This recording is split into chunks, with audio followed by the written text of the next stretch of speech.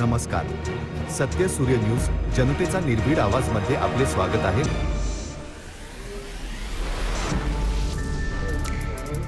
वाशिम तहसील कार्यालयातील भोंगळ कारभार पुन्हा एकदा समोर आला आहे.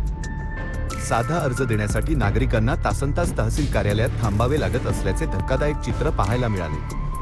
तहसीलदारांच्या केबिनमध्ये कोणीही अधिकारी उपस्थित नसल्यामुळे नागरिकांची मोठी गर्दी केबिन बाहेर दिसून आली.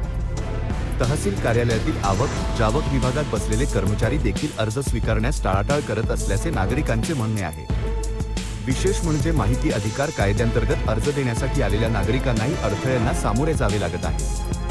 कर्मचाऱ्यांकडून पहिले तहसीलदारांचा रिमार्क आणा मग अर्ज घ्या असे सांगितले जात असल्याचा आरोप नागरिकांनी केला आहे. माहिती अधिकार कायद्याप्रमाणे कोणताही नागरिक थेट अर्ज सादर करू शकतो.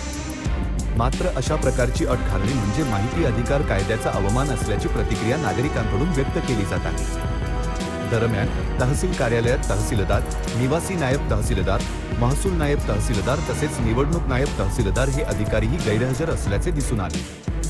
नागरिकांनी कर्मचाऱ्यांना अधिकाऱ्यांच्या येण्याबाबत विचारणा केली असता ते कधी येतील सांगता येत नाही, त्यांच्या मनानं कधीही येतात असे उत्तर देण्यात आल्याचे नागरिकांनी सांगितले.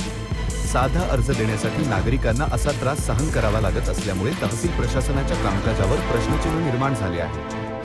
आता या प्रकरणाकडे जिल्हा प्रशासन लक्ष देणार का आणि नागरिकांना दिलासा मिळणार का हे पाहणे महत्त्वाचे ठरणार आहे.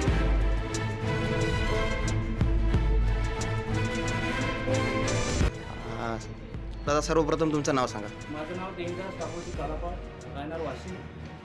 हां सर, किती वेळापासून तुम्ही आता वाशिम तहसीलमध्ये आलेल्या? 1-2 तास झाले मला. बरेच तहसीलदार साधारण तिकडे गेलो की कोणीच हजर नाही. आता कुठल्याच विभागात कुठलाही अधिकारी हजर नाही. अधिकारी नाही तिथे. हजर नाही म्हणजे कोणत्याच कॅबिनला कोणी कर्मचारी आजच्या तारखेत हजर नाही. सकाळपासून तुम्ही परेशान आहात आणि कोणी कोणाला बोललं तुम्हाला कोणी सांगून नाही राहिलं उत्तर. नाही. कोणी 3ला येते, कोणी 4ला येते, कोणी 5ला येते, असे प्रश्न झाले. एवढं तुमचं प्रश्न